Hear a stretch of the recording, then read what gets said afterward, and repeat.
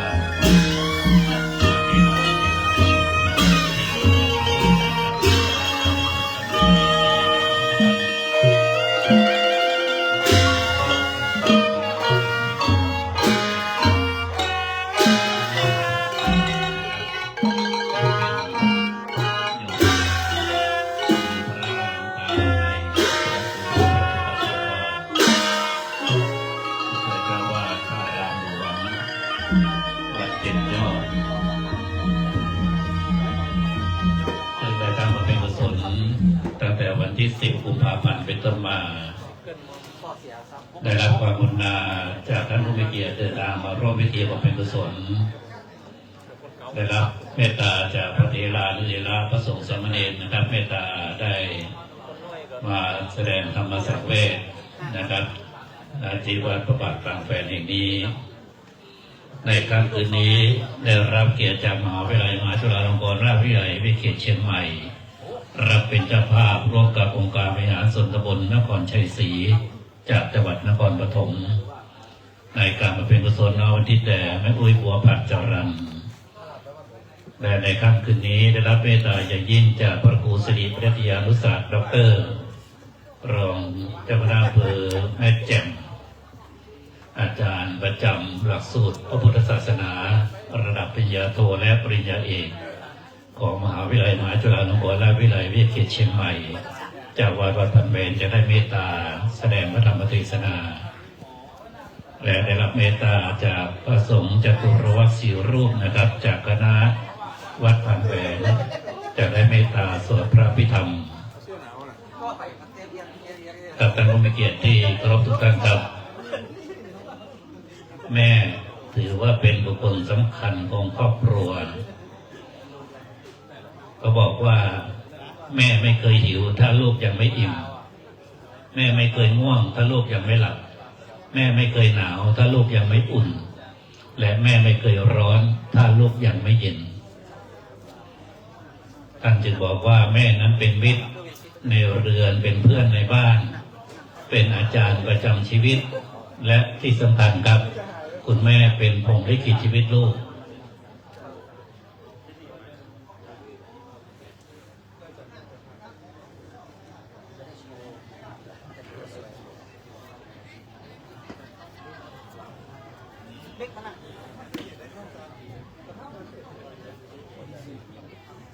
ตัวนี้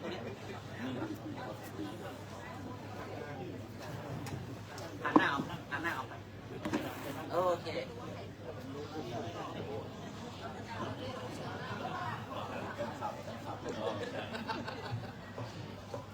ท่านผู้มีเกียรติที่เราทุกท่านครับทุกท่านคืนที่ผ่านมาทราบว่า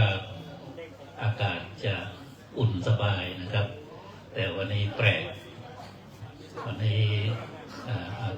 อุณหภูมิลดลงนะครับทำให้อากาศเริ่มเย็นขึ้นนะครับวันนี้ไม่แน่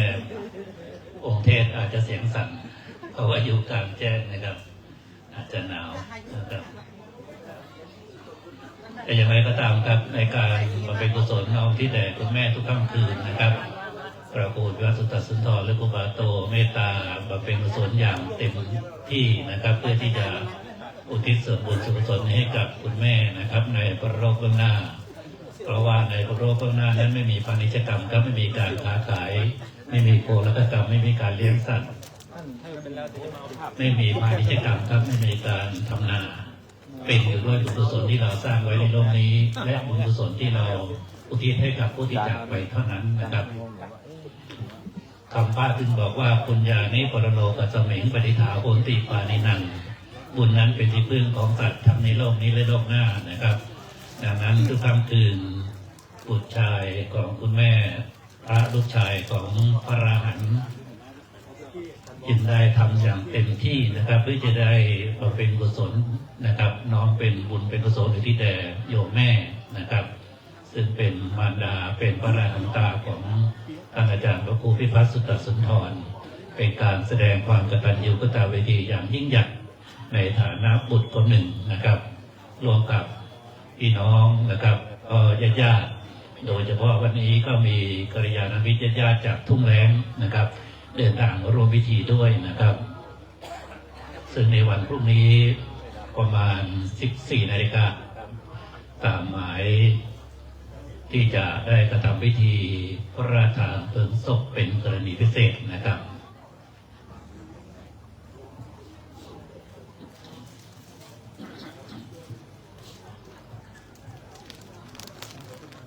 ก็ไม่มีสิ่งใดที่ติดตามเราไปได้เหมือนบุญกุศลนะครับแม้ว่าคนที่รักเราที่สุดนะครับก็ไม่สามารถที่ติดตามเราไปได้ทุกที่ทุกเวลาไม่เหมือนกับบุญกุศลที่ติดตามเราไปได้ทุกคนทุกแห่ง แม้แต่ในชาตินี้และชาติหน้านะครับ บุญนั้นท่านจะบอกว่าบุญนั้นเป็นเงาเฝ้าตามติดบุญเป็นมิตรในทุกที่คอยช่วยเหลือเอื้ออารีห่างลาคีปลอดป่วยภัยบุญนั้นพิทักษ์คอยรักษาบุญนภาพบสุขใสแม่ชีพรับดับล่วงไปบุญนั้นส่งให้ถึงสุขาวดีนะครับ เพราะว่าโบราณท่านจะบอกว่าการทำบุญนั้นอยู่ที่ใจพาเราไปในอีกทรัพย์อื่นถึงเรามีทิ้งทันทีเมื่อเราตายทรัพย์อื่นต้องรักษากลัวเข้ามาลักเอาไปมีมากเป็นทุกข์ใจครับกลัวคนร้ายมาแย่งชิงแต่ว่าบุญนั้นไม่เคยหายนะครับเป็นหรือตายก็อยู่จริงไม่มีการแย่งชิงเพราะเราต้องสร้างด้วยตัวเองนะครับบุญนั้นจึงเป็นเพื่อนของเราให้ดีที่สุดนะครับ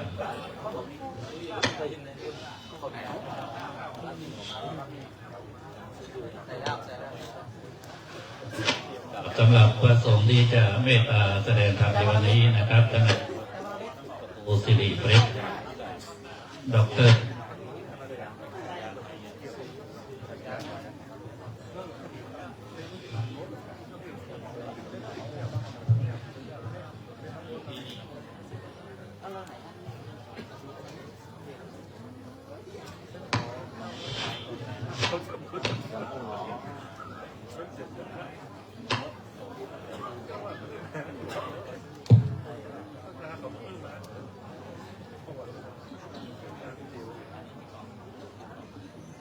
สำหรับองค์แสดงพระธรรมเทศนาในค่ำคืนนี้นะครับท่านพระครูสิริพระยานุศาสตร์ด็อกเตอร์กับท่านจบปริญญาธรรม5 ประโยคนะครับพุทธศาสตร์บัณฑิตจากมหาวิทยาลัยมหาจุฬาลงกรณราชวิทยาลัยท่านจบปริญญาโทและปริญญาเอกจากมหาวิทยาลัยเดลีนะครับประเทศอินเดียท่านได้อาศัยเป็นเวลาถึง2 ปี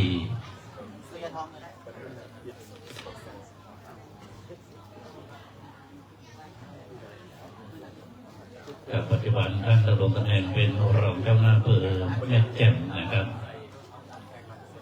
เจ้าวาดวัดพันแหวนและอีกหลายตำแหน่งนะครับซึ่งท่านได้ปฏิบัติหน้าที่ช่วยเหลือคณะสงฆ์จังหวัดเชียงใหม่โดยดีมาโดยตลอดนะครับ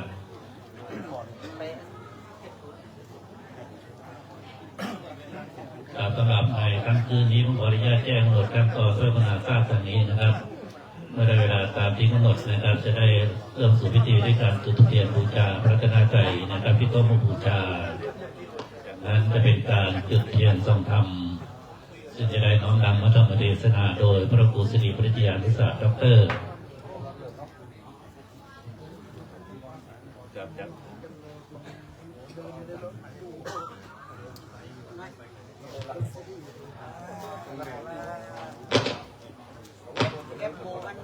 ปีโมน้องของแม่ไปเลยครับไม่ดีครับ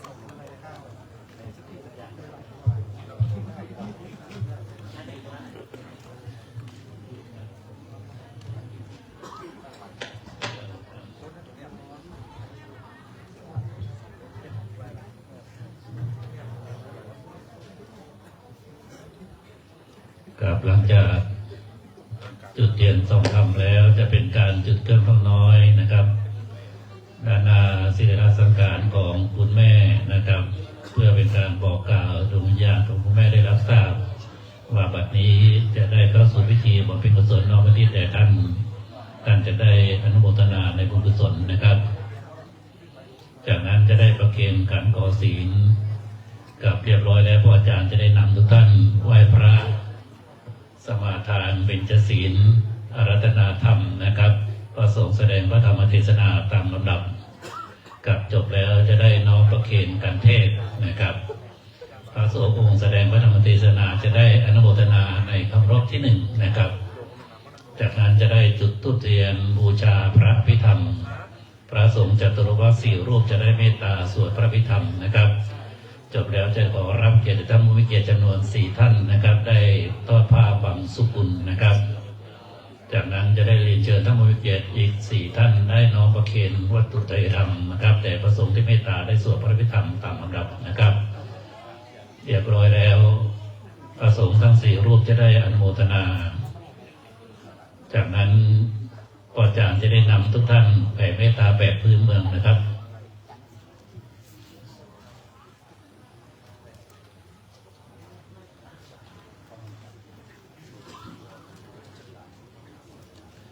กับทางบริเกียรติที่เคารพทุกท่านครับบัดนี้พร้อมแล้วนะครับขออนุญาตนำทุกท่านเข้าสู่พิธีการตามลำดับนะครับครับเริ่มต้นจะเป็นการจุดธูปเทียนบูชาพระรัตนตรัยที่โต๊ะหมู่บูชาครับในนามร่วมพิธีทั้งมวลขอรับเกียรติท่านนายกสิริพรเหลืองมาตรฐานครับท่านนายกองค์การบริหารส่วนตำบลนครชัยศรีจังหวัดนครปฐมครับได้กรุณาให้เกียรติจุดธูปเทียนบูชาพระรัตนตรัยขออนุญาตเรียนเชิญครับ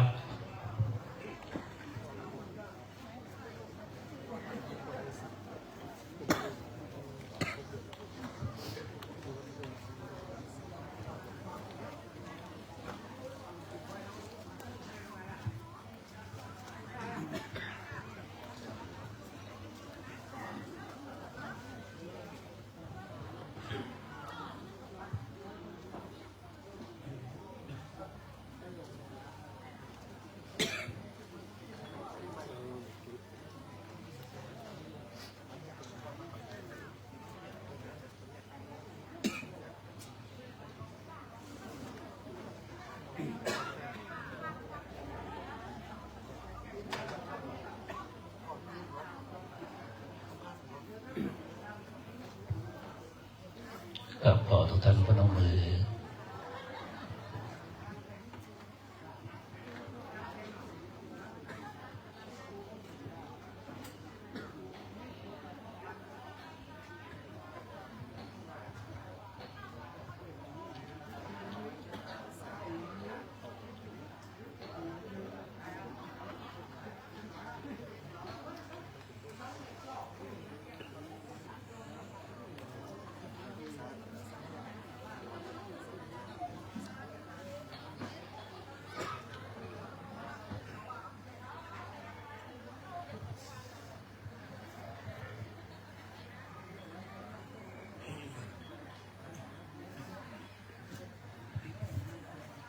ครับท่านนายกจะได้กลับนั่งอย่างที่เราลองเดิม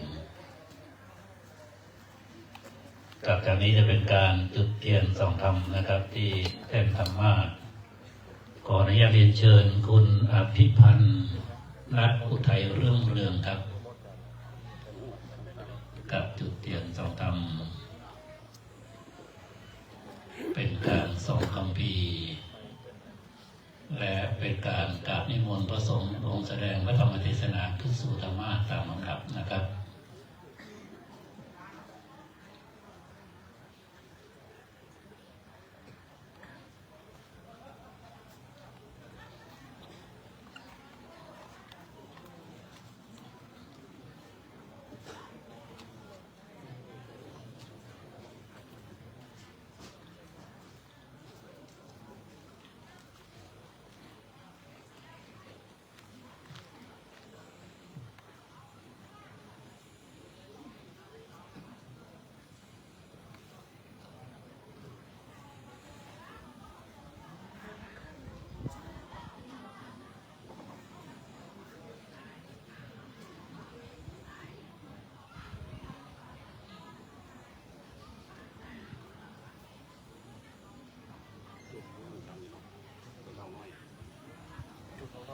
กับและจากนี้ขออนุญาตเรียนเชิญคุณบุญเลิศบุญจันทร์นะครับได้ประเคนขันขอเสียงครับ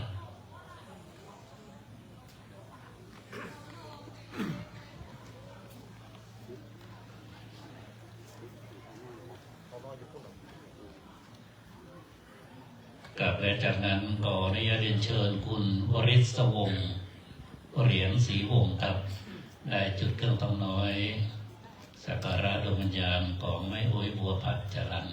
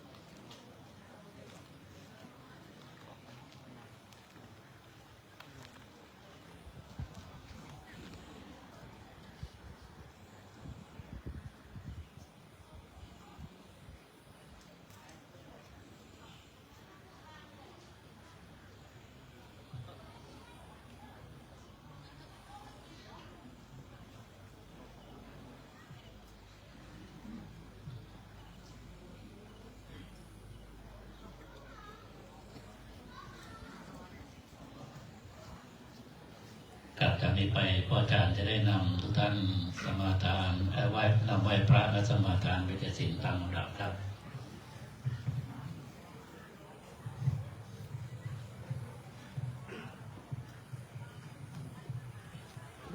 ครับลำดับต่อไปนี้ขอน้อมเรียนเชิญทุกท่านทุกคนได้กล่าวคำบูชาพระตถาไตรพร้อมกันนะครับอิมินาสการเนะพุทธังอภิปูชยามะอิมินาสการนะธัมมังอภิปูชยามะอิมินาสการนะสังฆังอภิปูชยามะอะระหังสัมมาสัมพุทโธภะคะวาพุทธังภะคะวันตังอภิวาเทมิสวาคาโตภะคะวะตาธัมโมธัมมังนามาสามิสุปฏิปันโนภะคะวะโตสาวกสังโฆสังฆังนามามิครับลำดับต่อไปจะได้ขอสมาทานศีลห้าพร้อมๆกันนะครับมะยังพันเตติสารเนนะสหปัญจศีลานิยาจามะทุติยัมปิมายังพันเตติสารเนนะสหปัญจศีลานิยาจามะตติยัมปิมายังพันเตติสรเนนะสหปัญจนิยาจามะนะโมตัสสะภะคะวะโตอะระหะโตสัมมาสัมพุทธัสสะนะโมตัสสะภะคะวะโตอะระหะโตสัมมาสัมพุทธัสสะนะโมตัสสะภะคะวะโต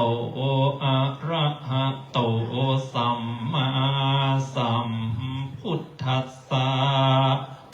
นะโมตัสสะภะคะวะโตอะระหะโตสัมมาสัมพุทธัสสะนะโมตัสสะภะคะวะโตอะระหะโตสัมมาสัมพุทธัสสะนะโมตัสสะภะคะวะโตอะระหะโตสัมมาสัมพุทธัสสะพุทธังสรณังคัจฉามิพุทธังสรณังคัจฉามิธัมมังสรณังคัจฉามิธัมมังสรณังคัจฉามิสังฆังสรณังคัจฉามิสังฆังสรณังคัจฉามิทุติยัมปิพุทธังสรณังคัจฉามิทุติยัมปิพุทธังสรณังคัจฉา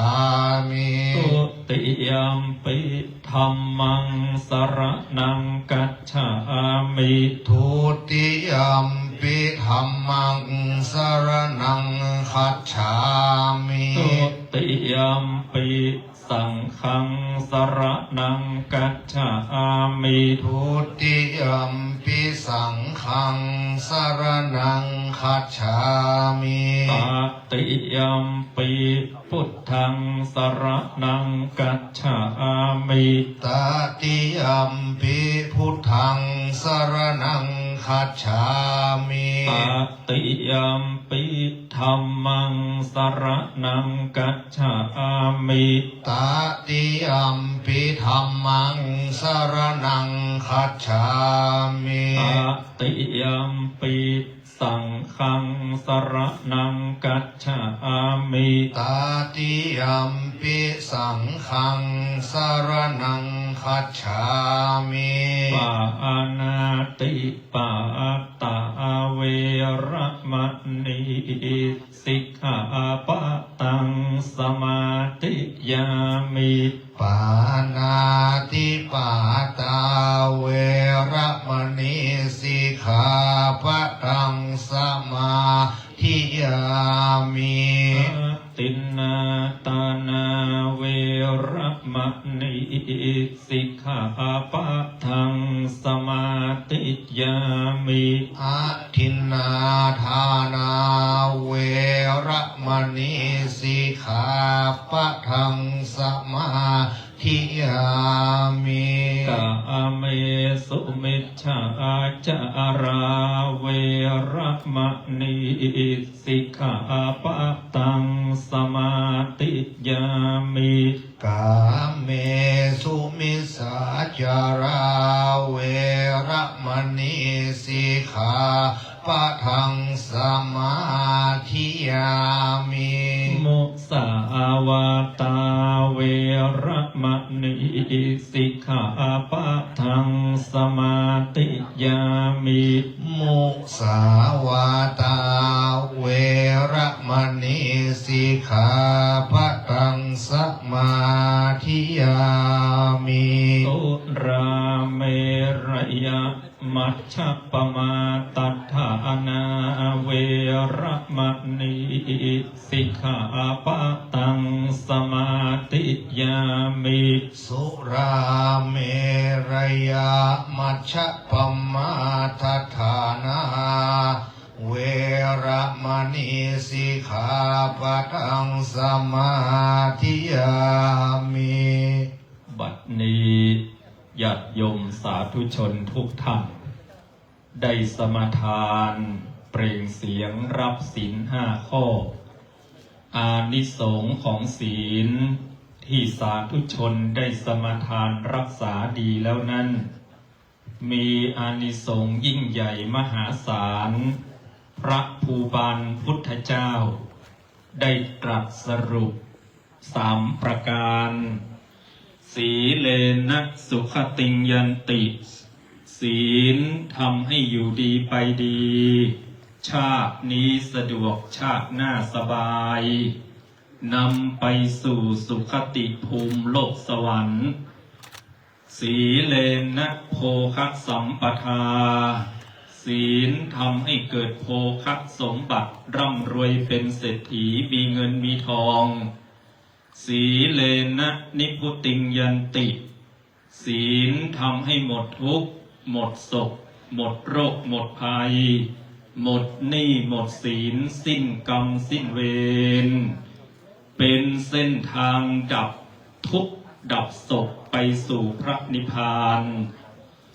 นี้คืออานิสงส์ของศีลยิ่งใหญ่3 ประการขออานิสงส์ของศีลจงบังเกิดมีแด่สาธุชนทุกท่านที่เปล่งเสียงสมาทานรักษาศีลไว้ดีแล้วนี้ให้ท่านทั้งหลายอยู่ดีไปดีมีทรัพย์มีสินเหลือกินเหลือใช้สิ้นทุกข์หมดโศกสิ้นโรคหมดภัยหมดหนี้หมดศีลสิ้นกรรมสิ้นเวรนำไปสู่การพ้นทุกข์คือพระนิพพานสมดังพระภูบาลได้ตรัสเป็นภาษาบาลีไว้อิมานิปัญจสิกขาปตานิส สีเลนะสุขติงยันติสีเล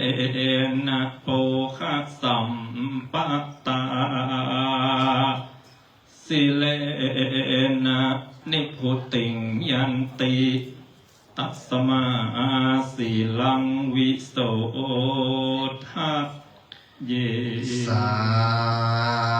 ธุครับลำดับต่อไปนี้ก็จะได้สลับรับฟังพระธรรมเทศนาเป็นลำดับต่อไปครับผมกาโลยันเตมหามุวิโรมุนิรัสมังธรรมมุตตมังธรรมเตสิตังอนุกัมพิมังประชังอาราธนังกโรมา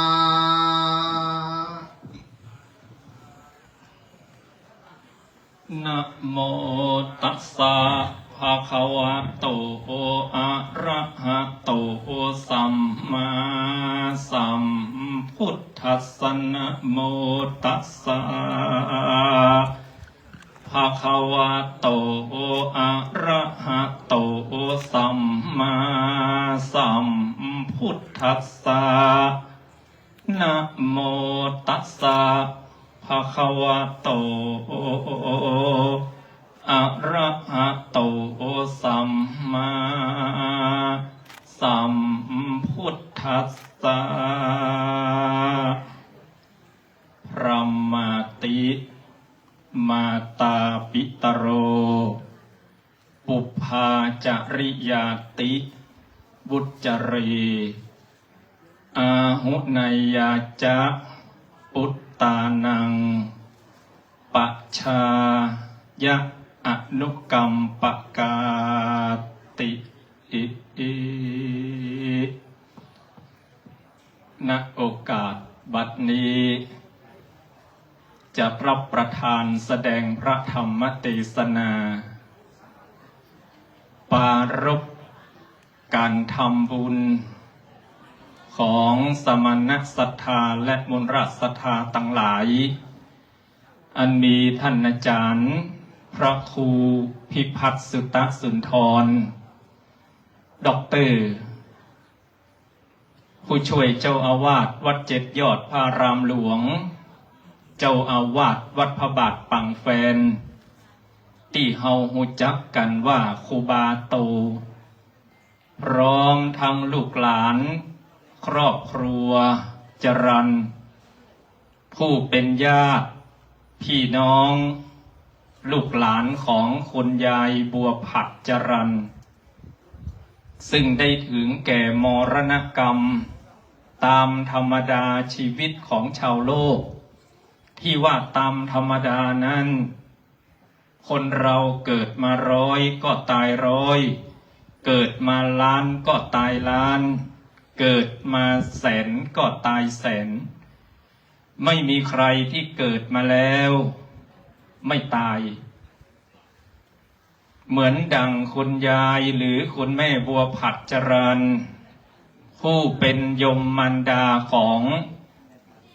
ท่านอาจารย์พระครูพิพัฒน์สุตสุนทรท่านได้ถึงแก่มรณกรรมไปตามธรรมดาของชาวโลกลูกพระคือท่านอาจารย์พระครูพร้อมลูกหลานญาติพี่น้องของคุณแม่บัวผัดก็ได้บำเพ็ญทุกขินาทักขินานุกิจอุทิศบุญกุศลอย่างนี้เป็นประจำทุกคืนคืนนี้เป็นคืนสุดท้ายวันพรุ่งนี้จะมีการพระราชทานเพลิงศพเป็นกรณีพิเศษได้รับพระมหากรุณาธิคุณจากพระบาทสมเด็จพระวชิรเกล้าเจ้าอยู่หัวในหลวงผู้ทรงธรรมได้พระราชทาน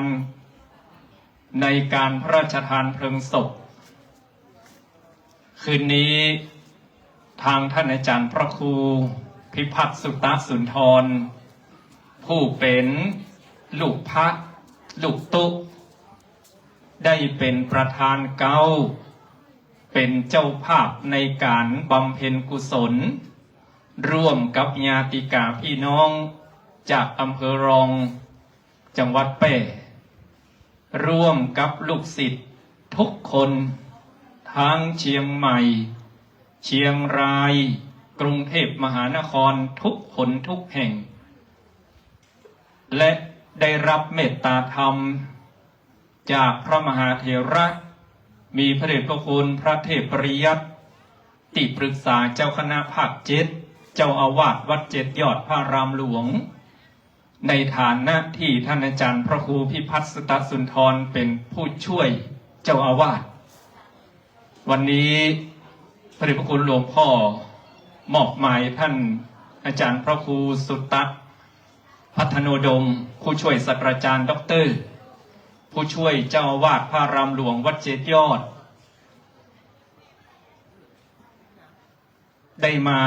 ร่วมเป็นเจ้าภาพในคืนนี้ในส่วนของมหาวิทยาลัยมหาจุฬาลงกรณราชวิทยาลัยวิเขตเชียงใหม่คณะผู้บริหารได้มาร่วมในการบำเพ็ญบุญกุศลในค่ำคืนนี้มอบหมายท่านอาจารย์พระครูพิสุทธิ์ชยานุศาสตร์ผู้ช่วยอธิการบดีฝ่ายกิจการนิสิตมหาวิทยาลัยมหาจุฬาลงกรณราชวิทยาลัยวิเขตเชียงใหม่ในฐานะที่ท่านอาจารย์พระครูพิพัฒน์สุตสุนทรเป็นผู้ทรงคุณวุฒิผู้มีคุณูปการต่อมหาวิทยาลัยมหาจุฬาลงกรณราชวิทยาลัยวิเขตเชียงใหม่และท่านเพิ่งจบปริญญาเอกอันนี้ประกาศให้กับปีป้านะอาจากเมืองรองแป้ได้ชื่นชมอนุโมทนาว่าโยมแม่บัวพัดได้เห็นลูกตุ๊กสำเร็จด็อกเตอร์ใหม่ๆเพิ่งเซ็นอนุมัติจากท่านคณบดีเรียบร้อยตะกี้ถามท่านอาจารย์พระครูว่าได้กระซิบบอกโยมแม่หรือยังท่านบอกแจ้งแล้วโยมแม่ก็คงจะดีอกดีใจลูกศิษย์ลูกหาญาติโยมที่ส่งเสริมครูบาเจ้าโตท่านอาจารย์ของเราได้สำเร็จเป็นด็อกเตอร์รอเพียงรับปริญญาเท่านั้นวันนี้อาจารย์มหาวิทยาลัยได้มาร่วมกันหลายคณะท่านรองศาสตราจารย์ดร.วรวิทย์นิเทศศิลป์จากคณะครุศาสตร์ผู้ช่วยศาสตราจารย์ดร.เทวันเอกจันทร์เปรียนธรรมเก้าประโยคอาจารย์ประดิษฐ์ปัญญาจินอาจารย์จิตเทพอาจารย์ประจำสาขาวิชาภาษาบาลีนำนิสิตที่ครูบาเจ้าโต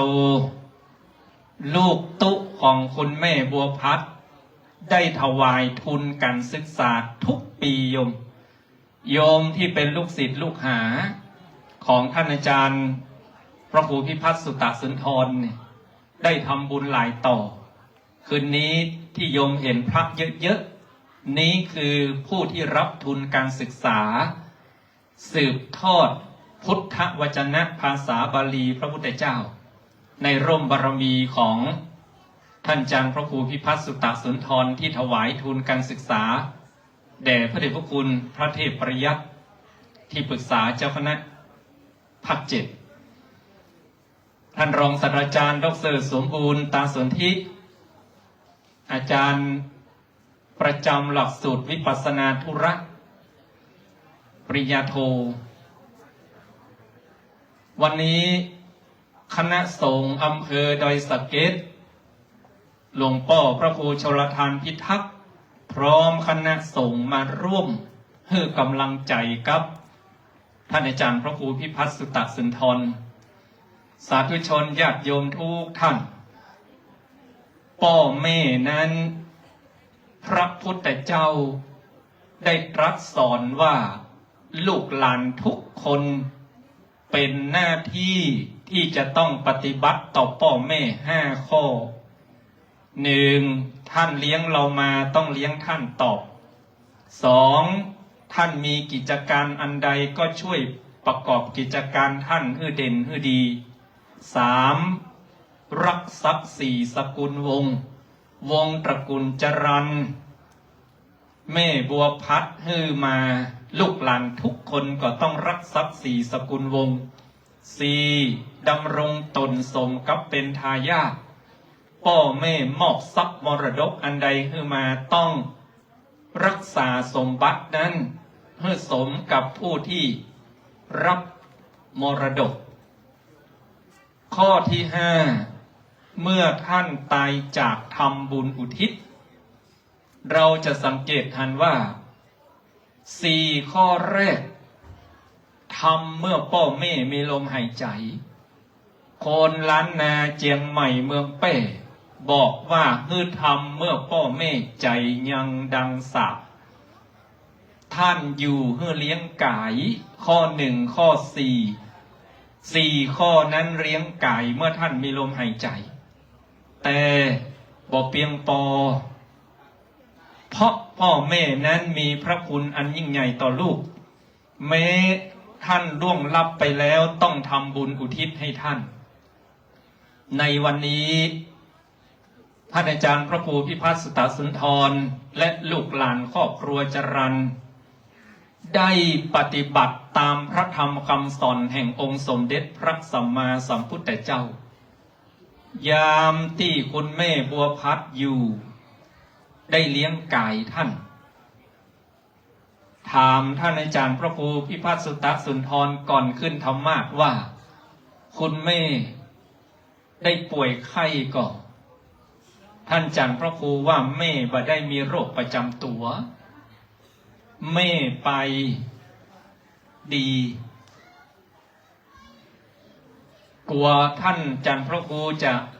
เสียใจก็เลยบอกเป็นธรรมดาอายุนับเปิ้นก็ไปตามธรรมดาท่านอาจารย์พระครูว่าตลอดชีวิต20 กว่าปีคุณแม่มาอยู่วัดด้วยมาปฏิบัติธรรมอยู่ที่วัดพระบาทปางแฟนด้วยได้ทำหน้าที่อย่างสมบูรณ์เห็นแม่มีความสุขตลอดชีวิตไม่เสียดายอันใดแล้วโยมสาธุชนทุกท่านเพราะได้ปฏิบัติตามคำสอนพระพุทธเจ้าว่ายามอยู่ก็เลี้ยงไก่4 ข้อแรกท่านเลี้ยงเรามาต้องเลี้ยงท่านตอบช่วยประกอบกิจการท่านให้เด่นดีรักศักดิ์ศรีสกุลวงศ์ดำรงตนสมกับเป็นทายาทเมื่อท่านตายจากทำบุญอุทิศข้อที่ 5เมื่อท่านตายไปแล้วเป็นหน้าที่ของลูกต้องทำบุญอุทิศให้อย่างนี้จึงมาจัดพระราชทานเพลิงศพให้แม่ในวาระสุดท้ายอย่างนี้เพราะเป็นหน้าที่ของลูกตามคำสอนของพระพุทธเจ้าการที่ท่านอาจารย์พระครูพิพัฒน์สุตสุนทรและ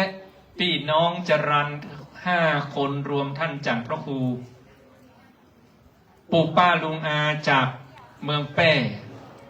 เมืองรองคณะศรัทธาปางแฟนลูกศิษย์ลูกหาทั่วสารทิศได้มาทำบุญอย่างนี้เราปารภ2 บุญจัดงานศพคุณแม่บัวพัดครั้งนี้ปารภ2 บุญ2 บุญอะไร 1. ปารภบุญคุณของคุณแม่ 2. ปารภบุญกุศล2 บุญเท่านั้นญาติโยมทุกท่านจัดงานศพเสียเงินเป็นแสนเสียเงินเปิกเป็นเกิงล้านก็ล้วนแต่ปารภ2 บุญนี้เท่านั้นบุญอันแรกก็คือบุญคุณโยมสังเกตพอให้ดีโยม เวลาเอาไปร่วมงานศพบอกว่าเชียงใหม่เมืองแป่กรุงเทพมหานครเชียงรายศพใดถ้ามีคุณนักคนก็ไปร่วมกันนับกันหลายคนอยู่ทางหลังลูกหลานญาติพี่น้องจัดงานศพเฮืออย่างใหญ่โตสมเกียรติเพราะเปิ้นมีบุญคุณเหมือนดังวันนี้แสดงว่าคุณแม่บัวพัฒน์จรัญท่านมีบุญคุณที่ยิ่งใหญ่แน่ๆบ่ต้องมีไผบอกเพราะอะไรอย่างทั้งสมณศรัทธาทั้งมูลศรัทธามากันหลวงหลายแต่ถ้าเราไปร่วมงานศพใดคนหล่อมๆแหลมๆคนบ่นักคนบ่หลายก็อนุมานได้ว่าผู้วายชนนั้นคงจะบ่ได้สร้างบุญคุณไว้เพื่อกับโลกโยมสาธุชนทุกท่านอาตมาภาพยกธรรมะพระพุทธเจ้าเป็นอุเคปบทว่าพรหมาติมาตาปิตโรปุพาจริยาติวุจรีเป็นต้นแปลเป็นภาษาไทยว่ามารดาบิดาผู้อนุเคราะห์เลี้ยงดูบุตรเป็นพระเจ้าศักดิ์สิทธิ์ประจำบ้านเป็นพระอาจารย์ประจำชีวิตเป็นพระพรหมลิขิตชีวิตลูกจากภาษาบาลี1 บาท 4 บรรทัดเมื่อกี้เนี่ยโยมแปลเป็นไทยว่ามารดาบิดาผู้อนุเคราะห์เลี้ยงดูบุตรท่านกล่าวว่าอาหุนายาจะเป็นพระอรหันต์ศักดิ์สิทธิ์ประจำบ้านปุพาจริยาติบุจเรเป็นพระอาจารย์ประจำชีวิตพรหมาติมาตาปิตโรเป็นพระพรหมลิขิตชีวิตลูกพ่อแม่มีบุญคุณต่อลูกทุกคนเวลาท่านร่วงลับดับชีวิตไปแล้วลูกหลานจึงจัดงานศพเพื่อคำว่าบุญคุณญาติโยมทั้งหลาย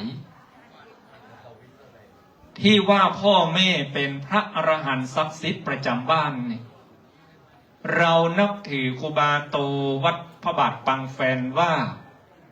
เป็นครูบาอาจารย์ที่วาจาศิษย์เด่นในเรื่องเมตตามหานิยมมหาเสน่ห์ดาราก็มาขอพรนักร้องคุณรุ่งสุริยาวันกฐินมาร้องเพลงถวายเสียงทุกปีโยมทุกคนคิดว่าครูบาเจ้าโตเฮาศักดิ์สิทธิ์แต่พระที่ศักดิ์สิทธิ์ที่สุดสำหรับครูบาเจ้าเฮาก็คือคุณแม่จรัญคุณแม่บัวพัฒน์จรัญเพราะในโลกนี้บ่มีพระองค์ใดที่ศักดิ์สิทธิ์เท่ากับพระที่เสกตาให้เรามาดูพระที่เสกหูให้เรามาฟังพระที่เสกจมูกให้เรามาหายใจพระที่เสกปากให้มากินพระที่เสกตีนมือให้มาทำงานพระที่เสกสตางค์ให้ใช้พระที่เสกลมหายใจให้เป็นคนแล้วโยมว่าพระองค์ใดคือศักดิ์สิทธิ์ที่สุดก็คือพระพ่อพระแม่ต้องกับภาษาบาลีว่าอาหุนายาจะเป็นผู้ที่ควรสักการะบูชาของลูกหลานทุกคนวันนี้ทุกคนจึงมาเพื่อคำว่าบุญคุณในฐานะที่เขาเคารพลูกของคุณแม่บัวพัฒน์ลูกของท่านได้สร้างคุณประโยชน์มากมายก็เพราะมีพระเจ้าศักดิ์สิทธิ์องค์นี้โยมทุกคนที่นั่งตรงนี้ก็ปีไปบ้านเฮาไปเป็นพระเจ้าศักดิ์สิทธิ์ประจำบ้านเพื่อลูกเพื่อหลานเป็นพระอาจารย์ประจำชีวิตครูบาเจ้าพระครูวิพัฒน์สุตตสุนทรเรียนปริญญาเอกเตี้ยตามาได้มานั่งเทศน์วันนี้โยมป้าโยมลุงเมืองรองเพราะอย่างเพราะเป็นที่ปรึกษาวิทยานิพนธ์เปิ้น ทั้งปอโทปอเอกเพิ่งจบด็อกเตอร์ใหม่ๆเนี่ยโยมพอรู้ข่าวว่าคุณแม่ได้เสียชีวิตในฐานะที่คุณแม่เป็นอาจารย์คนเก่าอยู่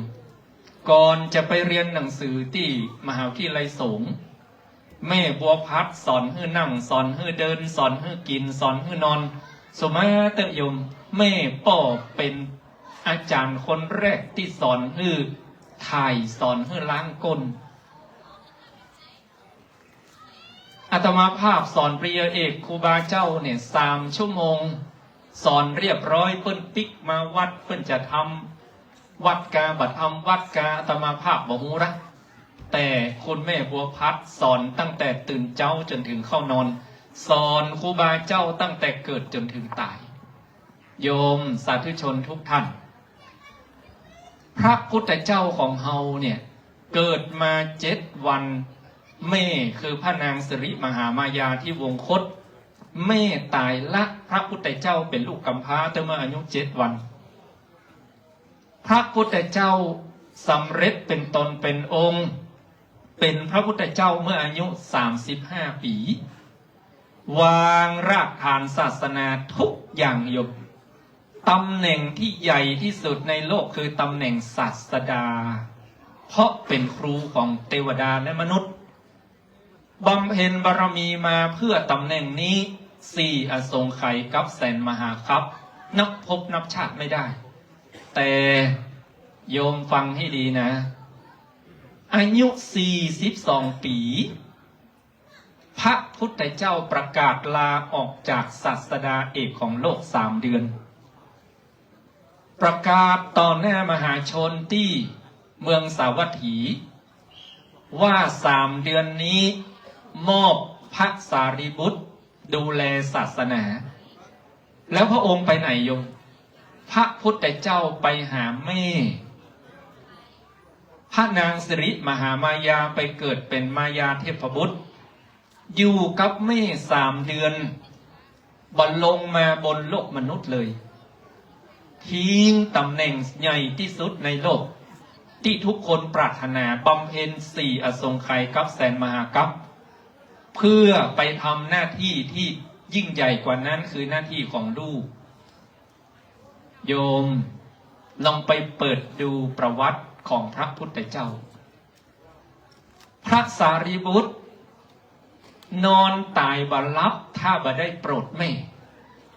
พระสารีบุตรมีพี่น้องรวมต้องกัน7 คนแม่พระสารีบุตรเนี่ยอายุยืนอยู่เพราะเกียรติให้ลูกโคดจะว่าโคดก็บ่ถูกเกียรติก็คือว่าน้อยใจที่พระสารีบุตรพาพี่พาน้องออกบวชหมดน้องคนน้อยชื่อพระเรวตะบวชตั้งเมื่ออายุ7 ขวบเป็นสามเณรได้สำเร็จเป็นอริยบุคคลโยมไม่รอให้พระสารีบุตรปิกบ้านแต่พระสารีบุตรเนี่ยพาพี่น้องออกบวชหมดพระสารีบุตรอายุสั้นกว่าแม่จะนิพพานลาพระพุทธเจ้าไปปิกไปโปรดแม่นอนตายบ่ได้ถ้าบ่ได้โปรดแม่สาธุชนญาติโยมทุกท่านปฏิปทาของพระครูบาอาจารย์เถระเจ้าทุกองค์จะเอาพ่อแม่นั้นเป็นนาบุญและปลุกบุญที่พ่อแม่เหมือนเล่าเรื่องคุณแม่บัวพัดที่หันประจักษ์ว่าครูบาเจ้าโตเฮานั้นนำพ่อแม่มาเป็นนาแล้วปลุกบุญที่พ่อแม่ตลอดชีวิตท่านเพราะท่านนั้นเป็นบุรพาจารย์อาจารย์ประจำชีวิตเป็นพระพรหมลิขิตชีวิตลูกพ่อแม่มีพรหมวิหารธรรม 4เมตตากรุณามุทิตาอุเบกขาจึงชื่อว่าพระพรหมของลูกและยิ่งกว่านั้นแม่พ่อลิขิตชีวิตลูกตั้งแต่อยู่ในท้องหาที่เรียนฝากต้อง หมอที่ดีที่สุดเลือกกลัวลูกนั้นจะเกิดมาบ่ปลอดภัย เกิดมาแล้วส่งไปเรียนหนังสือส่งมาบวชล้วนแต่สองมือพ่อแม่ที่ลิขิตไว้ด้วยเหตุนี้สาธุชนทั้งหลายการจัดงานศพพระราชทานเพลิงศพเป็นกรณีพิเศษของคุณยายบัวพัดคุณแม่บัวพัดก็เพื่อคำว่าบุญคุณส่วนบุญอันที่สองก็คือบุญกุศลวันนี้เราทุกคนปรารภบุญกุศลบุญกุศลที่เฮาทุกคนได้วันนี้หนึ่งบุญฮื้อตัวเฮาอยู่ดีมีสุขสองบุญไปหาดวงวิญญาณของคุณแม่บัวพัดถ้าเป็นภาษาไทยก็คือโยมมาวันนี้หนึ่งได้บุญให้สองได้บุญหาได้บุญให้ก็คือทำบุญให้ตัวของเราเป็นข้อคิดกับเราทุกคนว่าเราไม่ต้องรอให้ลูกหลานทำบุญหาเราเมื่อนอนอยู่ในโรงอย่างนี้เราไม่ต้องรอให้คนอื่นทำบุญ100 วันหาเราเมื่อเราตายจากกันเพราะเราไม่มั่นใจว่าลูกหลานของเราจะกตัญญูเหมือนครูบาเจ้าโตเหมือนลูกหลานของคุณยายบัวผัดอย่างนี้หรือไม่ดีที่สุดเราก็ทำบุญให้ตัวเราเสียแต่วันนี้โยมมีโอกาสทำบุญให้ตัวเก่ามีโอกาสฮื้อตานก็ฮื้อตานรักษาศีลก็รักษาศีลเจริญภาวนาฟังติดอันนี้ทำบุญฮื้อตัวเก่าและเราทำบุญฮื้อคนที่เรารักโยมมีพ่อมีแม่ซื้อเสื้อฮื้อท่านนุ่งซื้ออาหารฮื้อท่านกิน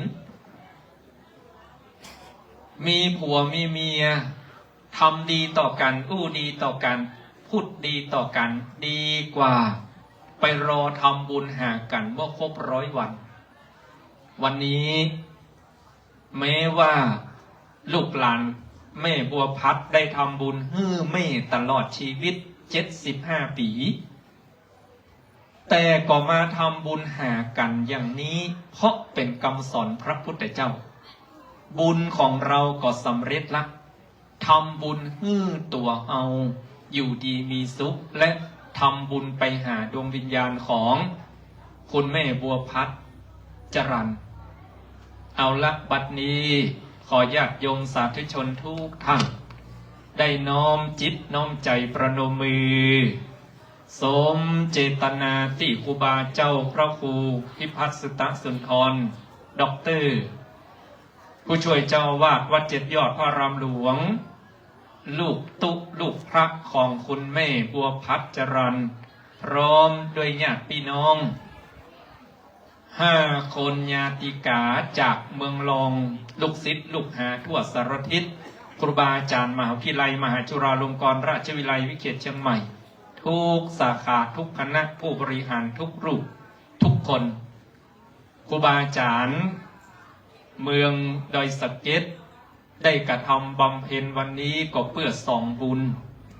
ญคุณของคุณแม่บัวพัดที่มีต่อลูกต่อหลานบุญกุศลที่เฮาได้กระทำให้ตัวเฮาอยู่ดีมีสุขและอุทิศไปหาดวงวิญญาณของคุณแม่บัวพัดจรัญขอบุญกุศลนี้จงสำเร็จเป็นภรวะเป็นปัจจัยไปถึงดวงวิญญาณของคุณแม่บัวพัดจรัญสมเจตนาของลูกหลานญาติโยมทุกคนและขอบุญกุศลเป็นปฏิพรสนองย้อนคืนสู่ชีวิตเฮาท่านทั้งหลายเพื่ออยู่ดีมีสุขพระธรรมเทศนาปรารภบุญคุณและบุญกุศลในการบำเพ็ญกุศลพระราชทานเพลิงศพของคุณแม่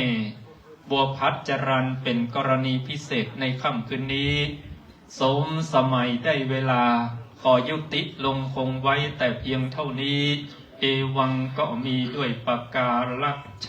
นี้สาธุสาธุสาธุ กับท่าน อาจารย์พระครูสิริปริยานุศาสตร์ด็อกเตอร์เมตตาได้แสดงธรรมในกตัญญูกตเวทิตาคาถาจบลงเป็นที่เรียบร้อยอาจารย์นี้จะได้น้อมประเคนกันเทศนะครับ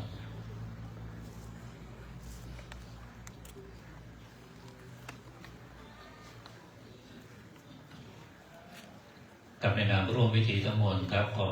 รับเกียรติจากท่านผู้ช่วยศาสตราจารย์ดร.เทวันเอกจันทร์นะครับได้น้อมประเคนกันเทศแต่องค์แสดงพระธรรมเทศนาครับ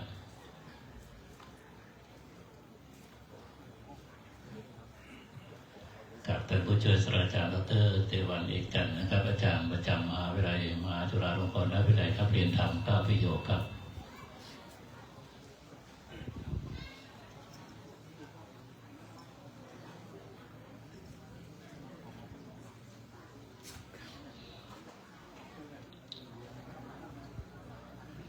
กับในนามของครูบาอาจารย์มหาวิทยาลัยมหาจุฬาลงกรณวิทยาลัยนะครับ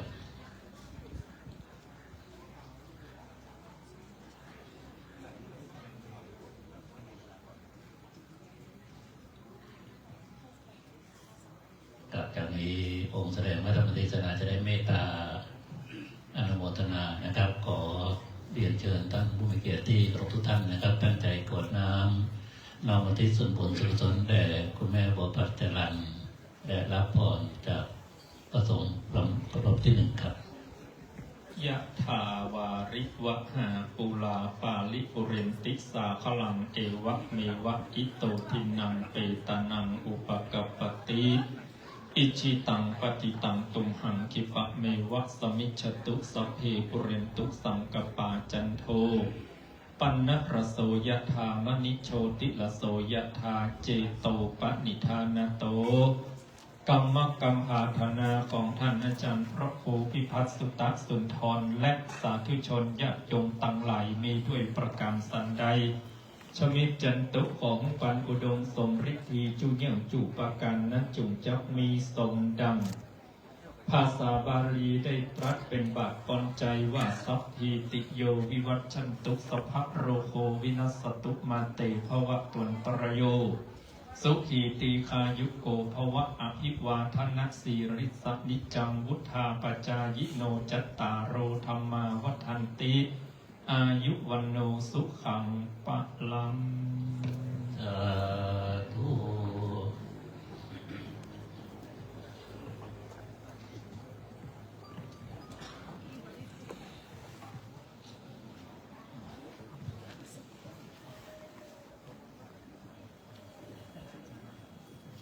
กับท่านอาจารย์พระครูจากเมตตามานั่งที่อาสนะด้านล่างนะครับด้านบนนั้นเป็นฐานของลมมาในเต็นท์นี้จะอุ่นหน่อยหนึ่งครับกับจากนี้ไปพระสงฆ์จะตุรวัต10 รูปนะครับจากสำนักวัดพันแหวนจากได้เมตตาสวดพระพิธรรมกับโอกาสนี้ขอรับเกียรติจากคุณกิตินันท์กิติศักดิ์ชูชัยครับได้กรุณาเกียรติจุดธูปเทียนบูชาพระพิธรรมครับขอญาติเชิญครับ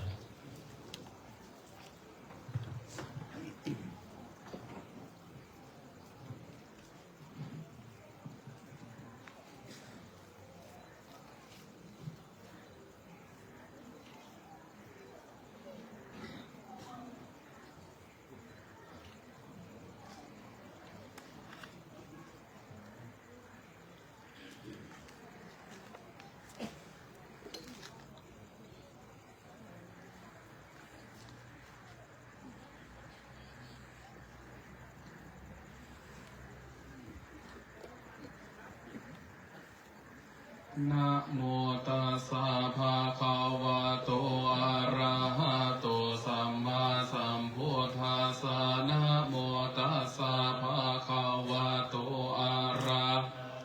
สัมมาสัมพุทธัสสะนะโมตัสสะภะคะวะโตอะระหะโตสัมมาสัมพุทธัสสะกุศลธรรมะอกุศลอภยกตาธรรมกตาเมธรรมกุศลายาสา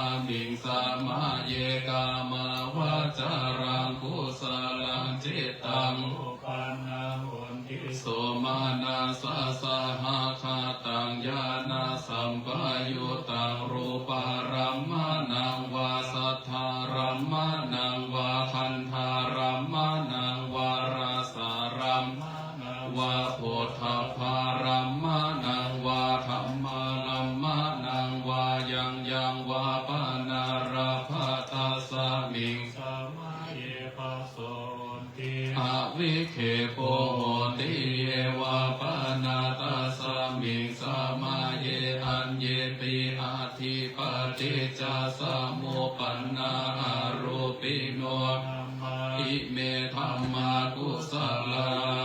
ปัญจขันธารูปะขันโธเวทนาขันโธสัญญาขันโธสังขารขันโธวิญญาณขันโธตถาคตโมรูปะขันโธยังกินจิรูปังอติตานาคตาปัจจุปันนังอาชัตตังวาภาหิทาวาโอราลิกังวาสุโขมังวาหินังวาปานิตังวายังทุเรวาสันติเกวาตาเทกาชานาภิสัญยุหิตวา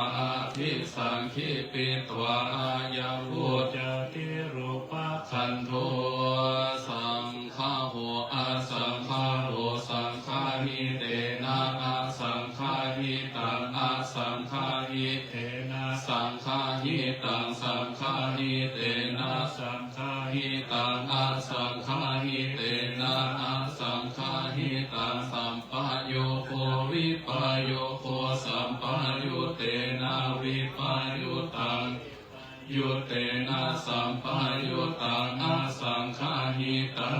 งชา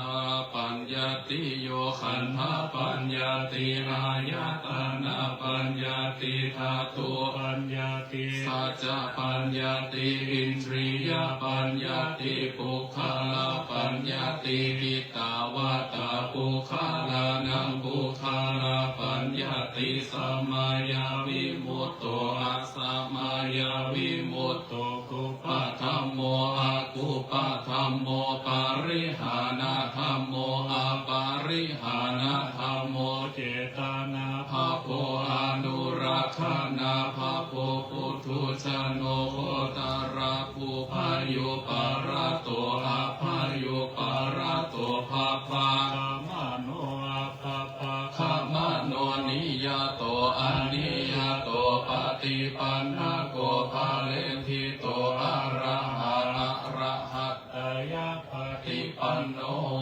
มุขโลอุปาราภาติสัจฉิกาทาปารมาเทนะติอามันทายโยสัจฉิกาโตปารามาโตตัตโตสุภูคาโรอุปาราภาติสัจฉิกาทาปารมาเทนะตินะหิวังวัตเพอาชานาหินิฆาหังหันจิภูคาโรอุปาราภาติสัจฉิกาทาปารมาเทนะเตนะวัตเรวัตเพโยสัจฉิกาโตปารามาโตตัตโตสุภูคาโรภาติสัจฉิกาทาปารมาเทนะติมิจฉาเยเกจิกุสลาธัมมาสัพเพเตกุสลามูลาเยวะปานากุสลามูลาสัพเพเตธัมมากุสลาเยเกจิกุสลาธัมมาสัพเพเตกุสลามูเลนะเอกามูลาเยวะปานากุสลามูเลนะเอกามูลาสัพเพเตธัมมากุสลาเหตุปัจจโยอารัมมานะปัจจโยอาทิปติปัจจโยอนันตระปัจจโยสัมมานันตระปัจจโยสหัชตปัจจโยอัญญมัญญปัจจโยนิสัยปัจจโยอุปนิสัยปัจจโยปุเรชาตปัจจโยปัจฉาชาตปัจจโยอาเสวนาปัจจโยกัมมาปัจจโยวิปากปัจจโยอาหารปัจจโยอินทรียปัจจโยชานะปัจจโยมัคคปัจจโยสัมปยุ ตาปัจจโยวิปยุตตาปัจจโยอัตถิปัจจโยนัตถิปัจจโยวิคตาปัจจโยอวิคตาปัจจโย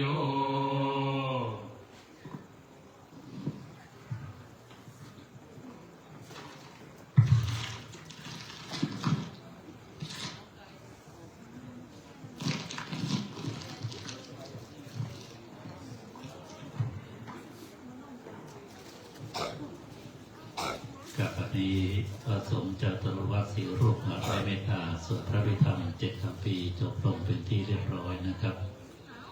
จากนี้ไปเจ้าหน้าที่จะได้ราชปุษาโยมจากนั้นจะขอรับเกียรติจากท่านผู้มีเกียรติจำนวน4 ท่านนะครับได้กำลังเกียรติทอดผ้าน้อมถวายพระสงฆ์บังสุกุล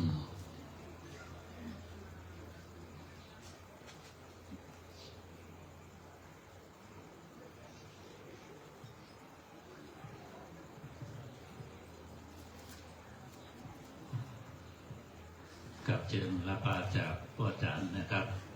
ท่านที่1ครับขอเรียนเชิญคุณธนาทิพย์นวรัตนวรกุลครับจากสำนักงานอัยการสูงสุดครับท่านที่2ขอเรียนเชิญคุณวราลีบุญจันทร์ท่านที่3ครับเรียนเชิญท่านรองวันชาติเหลืองมาตรฐานนะครับท่านรองนายกองค์การบริหารส่วนตำบลนครชัยศรีครับและท่านที่4ครับเรียนเชิญท่านหัวหน้าวิรัตมั่นคงครับหัวหน้าหน่วยอุทยานแม่ตะไคร้ครับกับเรียนเชิญทั้ง4 ท่านได้มาประจำด้านหน้านี้นะครับเดี๋ยวจะได้ทอดพร้อมกัน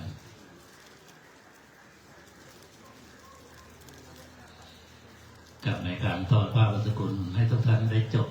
ที่หน้าผากนะครับอธิษฐานจิตนะครับจากนั้นวางทับผ้าเป็นแนวกากบาทนะครับแล้วก็ยกมือไหว้1 ครั้งครับเรียนเชิญกับที่นั่งรับรองเดิมนะครับเพื่อความสะดวกครับขออนุญาตนะครับสักครู่หนึ่งนะครับเดี๋ยวเมื่อญาติโยมสาธุชนได้นั่งประจำที่แล้วพระสงฆ์จะได้พิจารณานะครับสักครู่หนึ่งนะครับเพราะว่าบางท่านนั่งนานไม่ได้ไม่สะดวกนะครับครับพร้อมแล้วพระสงฆ์จะได้พิจารณาครับ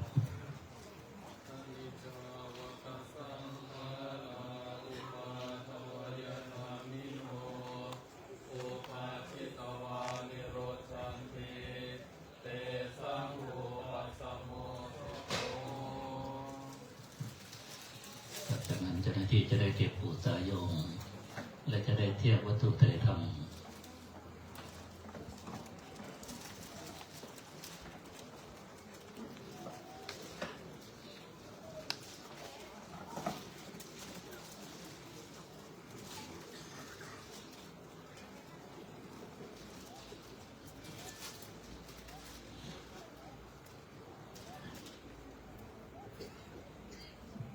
กับและก่อนที่จะน้อมพระเกียรติแด่พระสงฆ์นั้นจะได้บูชาการพระพุทธที่โต๊ะบูชานะครับ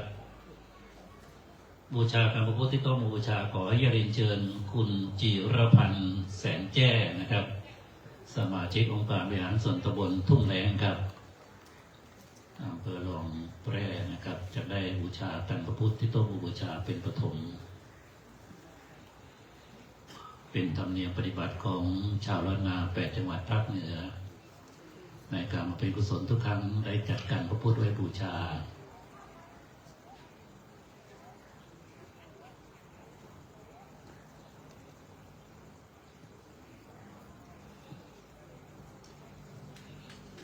กับเรียบร้อยแล้วจะได้กลับที่นั่งรับรองดื่มนะครับการประจากนี้ไปขอรับเกียรติ4 ท่านนะครับได้น้อมประเคนแด่พระสงฆ์นะครับน้อมถวายรูปที่1ครับเรียนเชิญคุณเฮียงทิมูลนะครับท่านผู้ช่วยผู้ใหญ่บ้านทุ่งแหลงครับน้อมถวายรูปที่2เรียนเชิญเจ๊เก๋จากชลบุรีครับน้อมถวายรูปที่3เรียนเชิญพันตำรวจเอกอัศวินปิ่นแก้วและน้อมถวายรูปที่4ครับเรียนเชิญคุณนิ่มนภาแสงเมืองมูลครับท่านปลัดอำเภอดอยสะเก็ดครับครับจากนั้นมอบกติกาแรกไปเลยพ่ออาจารย์นะครับขอเรียนเชิญท่านรองพิรุณอินแสงครับท่านรองนายกเทศมนตรีปากเมี่ยงครับน้องปฏิกาแรกเลยพ่ออาจารย์ครับ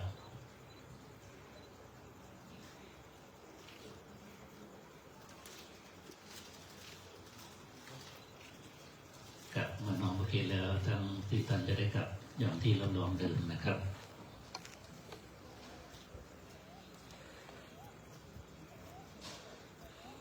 กลับจากนี้ไปเรียนเชิญท่านผู้มีเกียรติที่เราทุกท่านนะครับกลับนิมนต์ในส่วนของพระสงฆ์ได้ตั้งใจกรวดน้ำนะครับท่านที่มีน้ำใช้น้ำนะครับท่านที่ไม่มีน้ำใช้น้ำใจอธิษฐานจิตน้อมอุทิศส่วนบุญกุศลที่ประเพณีแด่คุณแม่บัวผัดจรัญนะครับหากคุณแม่ไม่ทราบด้วยประการใดๆขอเทพยดารักสิ่งศักดิ์สิทธิ์ทั้งหลายที่อยู่วัดพระบาทบางแฟนนี้ที่แจ้งข่าวการกุศลให้คุณแม่ได้รับทราบและอนุโมทนาบุญนี้ทั้งปวงได้รับพรจากพระสงฆ์ครับยะถาวาริวหาปุราปริปุเรนติสาครังเอวะเมวะอิโตทินังเปตานังอุปกปปติอิจิตังปัฏฐิตังตุมหังคิปะเมวะสมิจฉตุสัพเพปุเรนตุสังกปปาจันโทปนะระโสยะธามณิโชติระโสยะธาติโยวิวันชันตุสัมภโรโควินาสตุมาเตวันตรายโยสุขีทีขายุโกภวะอภิวาทนาสิลิสนิจังวุฒปัจจายโนจตารโอธรรมวัฏันติอาโนสุขังภาลังอายัญจะโคทาคินาทินนาสังฆามหิสุปฏิคาราตังหิตายาสัทธานาโสอุปกาปฏิโสยติธรรมโมจะอายังสิตัวเปตานาปัวชาจักตาอุลาลาภาลันจะพิคูนามโนนางตุมเหหิปุญญังปัสสุตังอนาปกันติมภวตุสัพพมังราคันตุสัพพเทวตาสัพพพุทธาเวนัสธาโสธีภวันตุเตมภวตุสัพพมังราคันตุสัพพเทวตาสัพพธรรมานุภาเวนัสโสธีภวันตุเตมภวตุสัพพมังคลังรังตุสัพพเทวตาสัพพสังฆานุภาเวนัสธาโสธีภวันตุเตสาธุกับรายการที่สุดนี้ขอกราบนิมนต์พระสงฆ์สามเณรทุกรูปและเรียนเชิญทุกท่านนะครับ ที่ร่วมพิธีในวันนี้ได้บำเพ็ญจิตภาวนาเป็นเวลาพอสมควรเพื่อรวมเอาทั้งทานามัยศีลมัยและภาวนามัยน้อมอุทิศแด่คุณแม่บัวผัดจรัญและจากนั้นพ่ออาจารย์จะได้นำไปเมตตาแบบพื้นเมืองขอทุกท่านได้ปฏิบัติณบัดนี้ครับ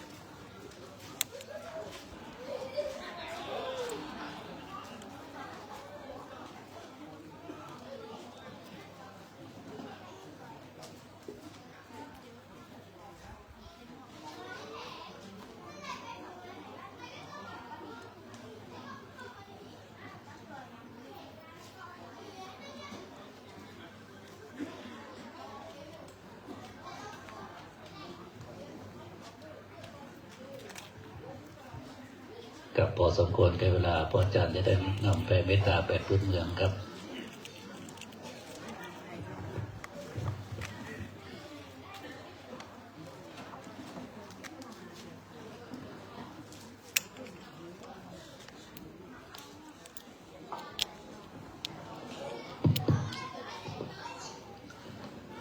ครับลำดับต่อไปนี้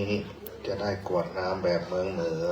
ให้กับบิดามารดาครูอาจารย์สรรพสิ่งสรรพสัตว์เจ้ากรรมนายเวรอิตังตานากรรมังนิพพานาปัจจยโยโหตุนิจจังเอตังศีลกรรมังนิพพานาปัจจยโยโหตุนิจจังเอ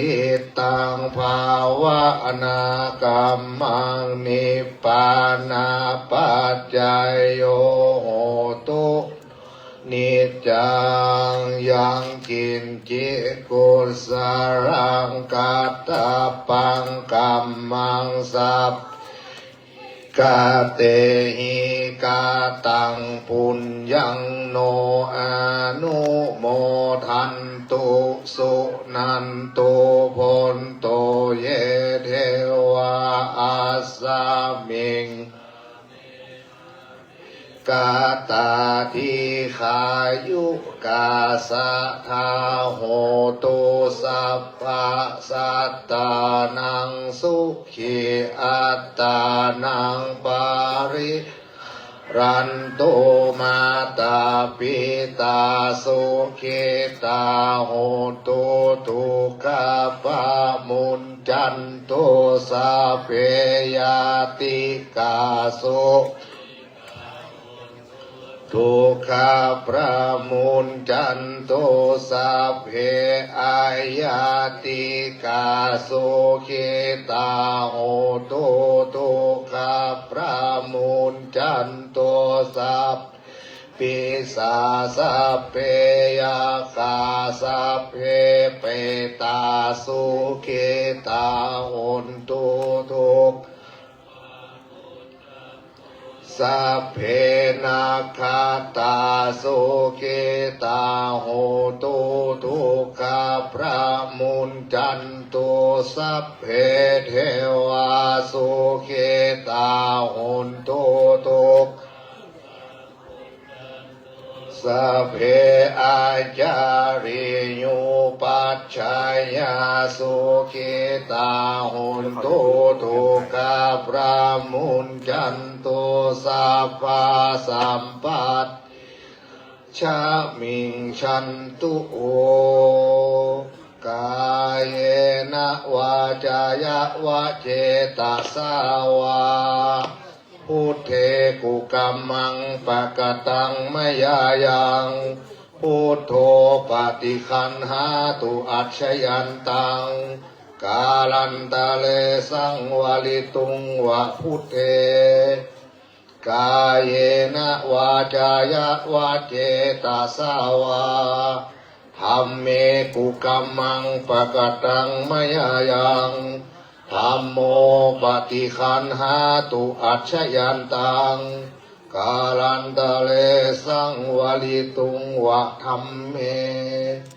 กายเยนะวาจายะวะเจตสาวาสังเขกุกัมมังปะกตังมยายังสังโฆ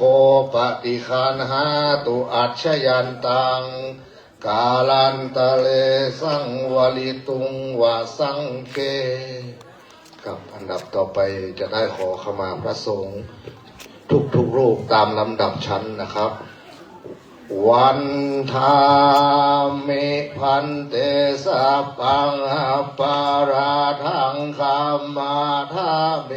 พันเต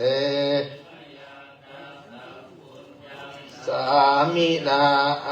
นุโมทิตัพพังสามินากาตังปุญญังไมหังทาตปังสาธุ สาธุอนุโมทามิ สัทธาโสธีภวันตุเต สาธุ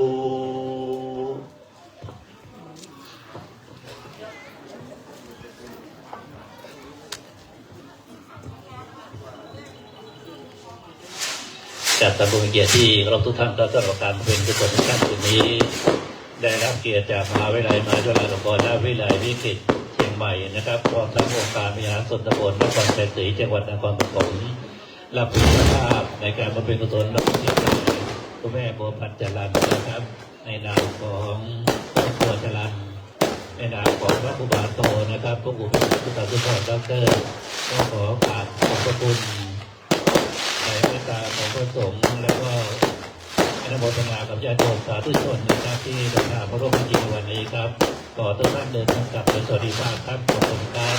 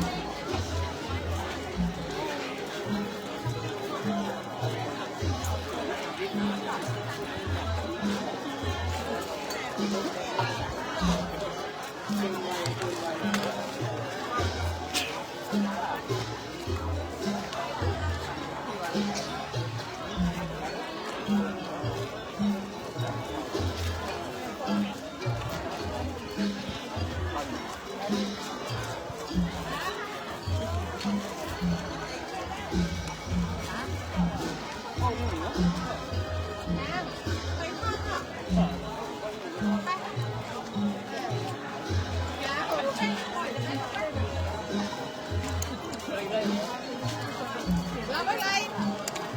ไม่ได้ฟ้าผมไปห้องเลยไปอ่ะไม่ฟ้าเลยเป็นหนาวก่อนหนาวให้มันร้อนฟ้าไปเลย